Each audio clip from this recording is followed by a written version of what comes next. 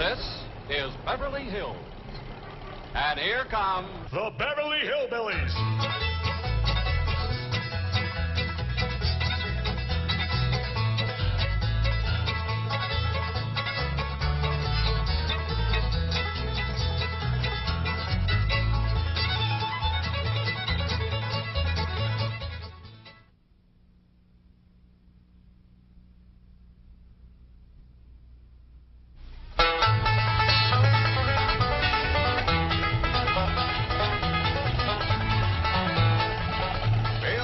Let's find that house we bought. House they bought? In Beverly Hills?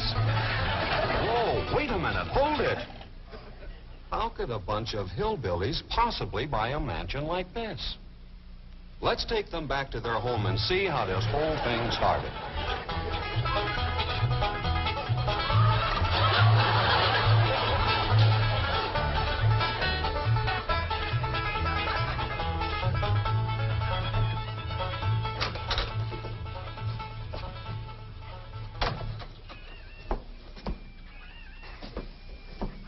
Jed, you gotta do something about that young'un of yourn. How'd that happen? Fighting with a bobcat. Get hurt? I reckon so. It went limping off on 3 legs. I swear I don't know what I'm gonna do about that girl. Well, the first thing to do is to get her into a dress. She's getting too big to be wearing man's duds. Looky here. She's done popped the buttons off of her shirt again. Well, Ellie Mae carries herself proud, with her shoulders throwed back. It ain't her shoulders that's popping these buttons. Fully growed up, rounded out, female woman. Time she started acting like one. Well, one of these days, some boy will come along and start courting her. They came courting when she was 12. What did she do? She whopped the tar out of them. Well, it ain't fitting. Girl running around as wild as a cougar, wrestling, fighting, and hunting. She ought to be doing woman's work. Helping me with the steel. Yeah, I'll speak to her. Oh, that reminds me. Better go down and stomp out the fire under that mess. Hold on now, Granny. You ain't gonna stomp out no fire like that, are you? Huh? Oh, of course not. Don't want to burn my shoes. Pop? Granny, somebody open the door. Howdy, Pop. What you got there? Stranger? Where'd you get him? I seen him with a rock. Sure. He was skulking around down by the slough. Figured he might be a revenue. He ain't no revenue. Then can I keep him? Of course not. Well, I caught him. What's the matter? Well, he won't be no trouble. I could keep him out in the smokehouse. Ellie Mae, you can't keep people like they were dogs and cats. Ooh. Ooh, ooh. Ow, ooh, that's hard.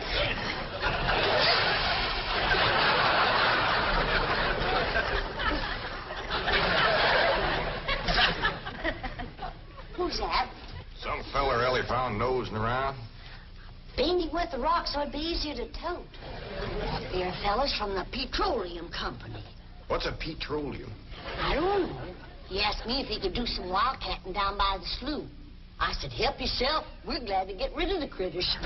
What'd he say? Just kind of laughed. The last on him, there ain't no wildcats down there at that slough. No, it's too full of oil. Oh, what happened?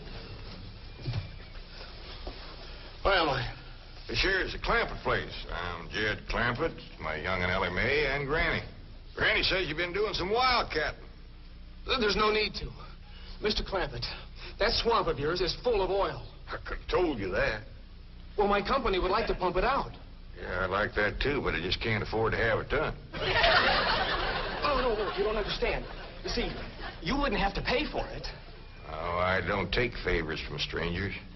No, Mr. Clampett, you see, you're a very rich man. How big a rock did you bean him with? No bigger than a hedge apple. Listen. Listen, I've got to call my office in Tulsa. Have you got a telephone? A what? A telephone? Well, maybe one of your neighbors has one. It's well, down in this country, it's probably a box attached to the wall. And, you talk into it, and they can hear you in Tulsa. Maybe you better sit down for a spell. Oh, I haven't time. Listen, where's the nearest airfield? Airfield? You know, Granny, that's one of them there fields sets up in the air. Oh, never mind. I'll find it myself. Listen, now don't you sell that swamp till you hear from me. I'm flying to Tulsa. Now he thinks he's got wings.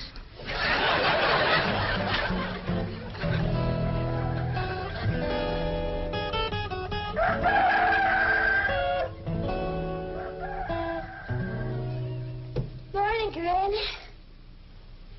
Watch them buttons, child. Granny! Them pigs of yours got into the corn. Did they drink much? I reckon they did. This here little fellow was kicking blue blazers out of the mule. That's the trouble with razorbacks. They such a mean drunk.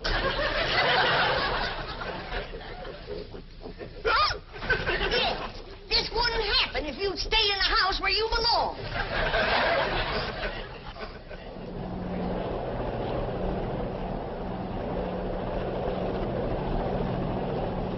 There it is, Mr. Brewster.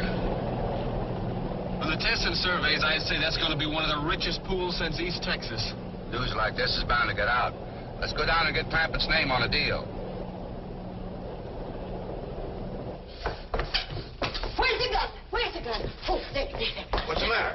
You want to see what just flew over Blueberry Ridge? What? The dad-blamed biggest bird you ever laid eyes on. Probably just an overgrown chicken hawk. Chicken hawk, nothing. That thing could make off with a hog. Hurry up, put that gun together. No room to land near the cabin, Mr. Brewster. It's too rocky and hilly. Then let's get the sling ready to be lowered. Well, Mr. Brewster, that might be dangerous. Hang the danger. We're going to be the first oil company down there if it kills you. Yes, sir. Me? Don't worry. If it's safe, I'll follow you. Granny, I see it. There it is. Land of mercy, look at that. What you doing, Granny? That thing's only got one claw, but danged if it ain't grabbed up a man. Hurry, Paul, it's my stranger. Where is it? Just flew over the house. I'll get it on t'other side.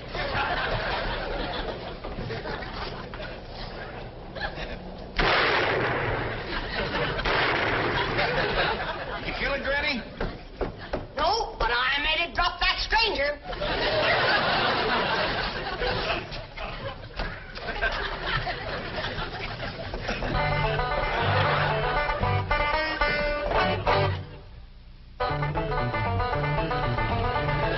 Jethro, stop this thing. Stop it. Hold on it. Granny! Granny! Yes, Jim? Granny, grab a hold of something and hang on. Cousin Pearl and that overgrown son of hers is headed right for the cabin in that old truck. Heaven protect us.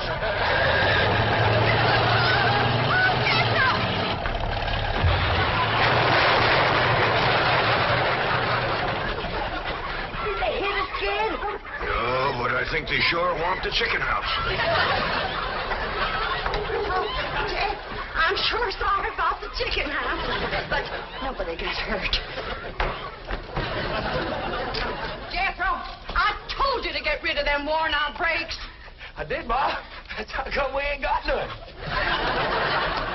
Get on out and lift the chicken house back on its foundation. Jed? Yeah. Jed, Ellie Mae came running over to my place, and she said you sold the swamp to some oil company. Well, yeah, I guess I did. What did they pay you for it? Well, he ain't paid me nothing yet. That Brewster fella said he'd bring the money later. How much they gonna pay you? Well, he said I'd depend some on how much oil they could pump out. Well, he must have mentioned some figure. What was it? Now, Pearl, you know that old swamp one where it shucks. Jed Clampett, you got slicker and you're ashamed to admit it. That's just what I told you. Granny, how much they gonna pay him? All right, I'll tell you. He said it runs somewhere between 25 and 100. 25 and 100? I know it don't sound like much, but Mr. Brewster seemed to set great store by the fact he's going to pay me in some new kind of dollar. There ain't no new kind of dollar. Well, it's new to me. I've heard of gold dollars, silver dollars, paper dollars, but he says he's going to pay me in, what do you call them, Granny? $1 million. $1 million? He wrote the whole thing out on this piece of paper. Here, you can see for yourself. I don't know nothing about that guy. Let's see here now. Sakes in heaven. Granny, give me the jug. It's empty, but I'll fetch some. I'll go, Granny. Jed, you're a millionaire. A millionaire. Yeah, that's what that Brewster fella kept calling me. I didn't know just how to take it. You mean you're rich. Me? The richest man in these hills. Maybe in the whole state. Oh, Jed, you can have anything you want. Do anything you want. Go any place you want. Yeah, that's another thing he kept saying. He said he reckoned I'd be moving away from here soon. What do you think, Pearl? You think I ought to move? Jed, how can you even ask? Look around you. You're 8 miles from your nearest neighbor. You're overrun with skunks, possums, coyotes, bobcats. You use kerosene lamps for light. You cook on a wood stove, summer and winter.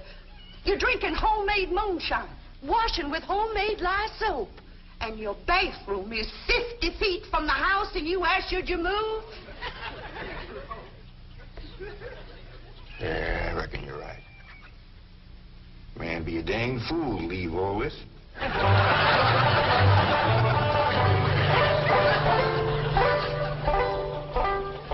Oh, there you are, Jed. You misunderstood me. I meant you should move away. And you know where I'd go if I was you? Where? California. California? Yes, sir. Beverly Hills, California. Jed, remember the time that your pa took us to Eureka Springs to see the movie picture? Yeah. Well, the actors that make their movie pictures live in Beverly Hills. Go on. Yes, sir. Well, doggy. Ain't that be something? Living in the same neck of the woods with old Tom Mink. It sure would. And we could come visit you. You know what else they say about California? What?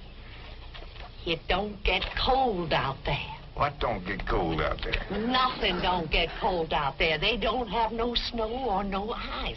Can't they bring some in? They don't want it. That's why'd be so good for Granny. Remember last winter when she slipped on the ice and broke her hip? Yeah, poor old woman. She was limping for 2 days. Well, that couldn't happen in California because they don't have no ice. How come? I don't know how come. But Granny'd sure like it, and we could visit you.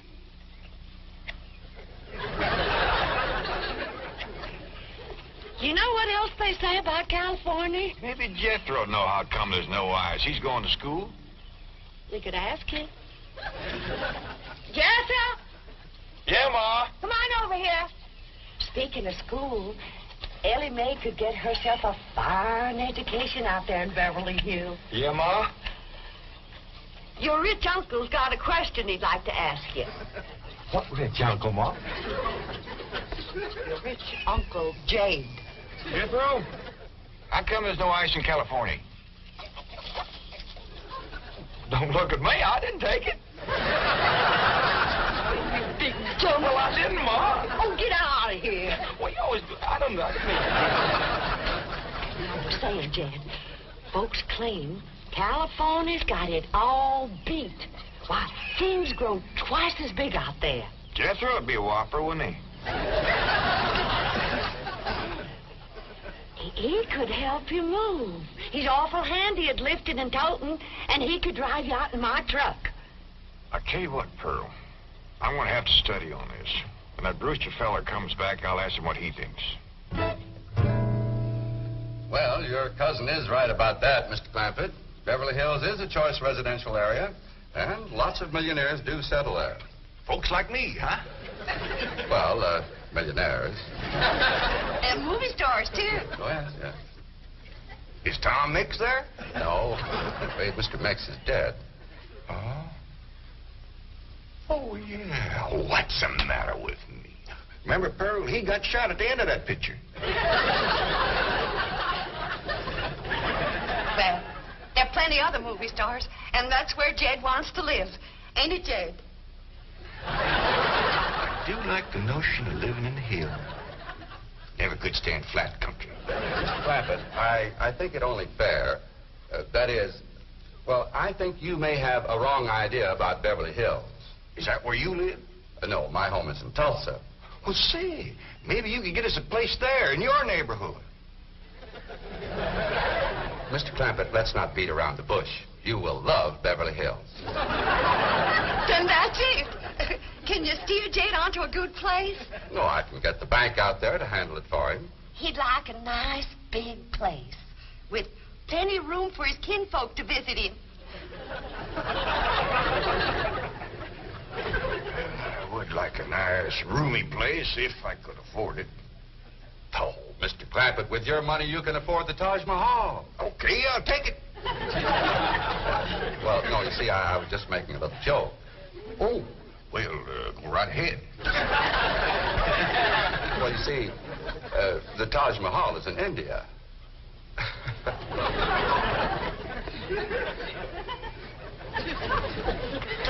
Mr. Brewster, you're a nice fella, but I've heard better jokes. Is the foreigner staying to supper?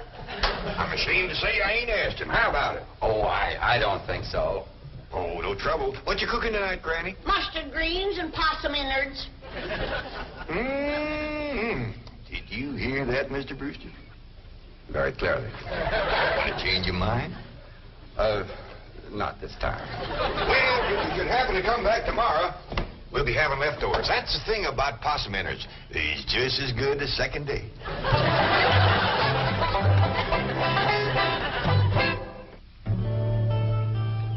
Ellie, if old Duke sits there with you, there ain't gonna be room for Granny. Oh, that's all right, Pa. Granny ain't gone. Who says she ain't? She says she ain't. That's right, Uncle Jed. She's just sitting on the back porch in her rocker, and she says that's as close to California as you're going to get her. We'll see about that. Dang if I ain't got me the muliest women folk. We ain't never gonna get there.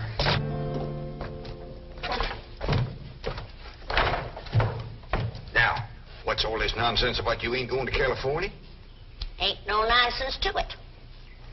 If the good Lord had wanted me in California, he'd have put me in California. Maybe he's just getting around to it. The book says he moves in mysterious ways. Well, if he moves me, I'll go. But you and Big Jethro ain't a budging me. Granny, this here Beverly Hills sounds like the kind of place you'd like. That Brewster fella says they got smogs out there. What's a smog? Well, me and Jethro figured out that's a small hog. And you heard what Pearl said. He ain't got no snow on, feller. Has bought us a house in them Beverly Hills. He's in our $25 million to look out there. Well, you just chase on out after it. I'm staying right here. And I ain't afeard neither. Granny, I ain't leaving you here alone. And I ain't a budging out of this rocker.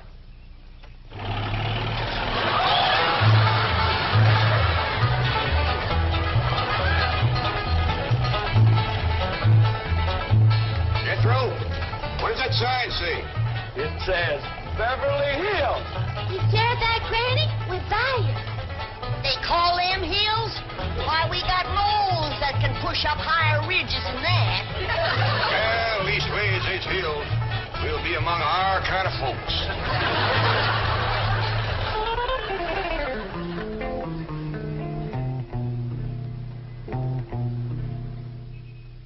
This deposit of $25 million to the account of J.D. Clampett. J.D.? As in Rockefeller. Elevates us to third position in capital assets and assures our bank of... Come in. Oh, I'm sorry to interrupt, Mr. Drysdale. All right, Taylor. Well, are we all set to give the Clampetts a red carpet reception? Well, I'm afraid Mrs. Drysdale still isn't too happy, sir. Yes, I know. Oh, my wife is very upset that I got the estate next to ours for the Clampetts. Says I don't even know what kind of people they are. Do you? I know to the dollar what kind of people they are. They're my kind of people. Loaded. Taylor, have the gardeners got the grounds in order? Yes, sir. But I'm afraid that's another thing your wife was upset about. Oh? Well, you see, your gardeners have been working on their lawn all week. Why, they've mowed it, trimmed it, fed it, clipped it. I don't care if they lather it and shave it. This is the most beautiful mansion in Beverly Hills. I want every square inch of ground within those walls in apple pie... Yes? Oh, hello, Margaret. No, dear, I'm very What? Oh, good heavens, did you call the police? I'll be right there. What happened? The Clampett estate is being invaded by a band of outlaws. Invaded? Yes, they're holding the gardeners at gunpoint.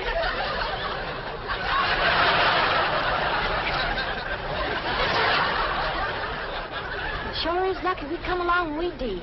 That's the truth. The way they were slipping through that gate, another 5 minutes and that whole darn prison would have been empty. Jethro, you sure that's a prison? Yeah, Uncle Jed. I seen pictures. Only thing is, how come there ain't no guards on them walls? Probably done them in with them knives and things. These killers if I ever did see any. Fine neighborhood we's moving into. You hear that? Hot diggity, there's bobcats in these hills. I'm sorry. Somebody's calling the law. I reckon they's gonna be mighty grateful for what we done. Folks out here has got a strange way of showing they're grateful. You've locked up one of the richest men in the country. Mr. Clampett, I don't know how to apologize. I am deeply humiliated. What have you cutthroats done with J.D. Clampett? I'm Jed Clampett, and I'd appreciate it if you'd let go of my Sunday shirt. You're J.D. Clampett, the oil millionaire? Yep. This here's my nephew, Jethro. Howdy. Quickly, man, unlock this cell. Mr. Clampett, on behalf of the entire city of Beverly Hills, I extend our deep and humble apologies for this unfortunate and embarrassing incident. Oh, I'm Milburn Drysdale, president of the Commerce Bank of Beverly Hills. My car is waiting to take you and your family to your new home. We want you to know how happy we are to have you, your handsome nephew, your lovely daughter, and your beautiful mother. Wait